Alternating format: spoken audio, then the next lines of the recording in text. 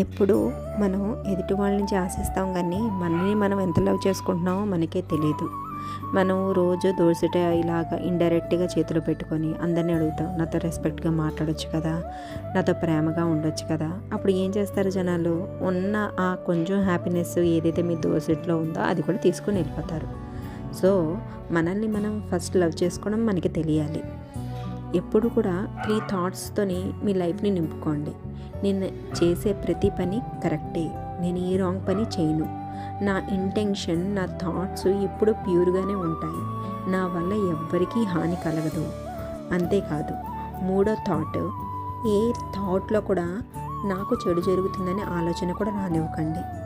నాకంతా మంచి జరుగుతుంది, నాతో ఉన్నవాళ్ళు నాకు ఎప్పుడు మంచి చేస్తున్నారు అనే పాజిటివ్ థాట్ని మనం బిల్డప్ చేసుకొని పక్కోళ్ళకి కూడా పంచండి.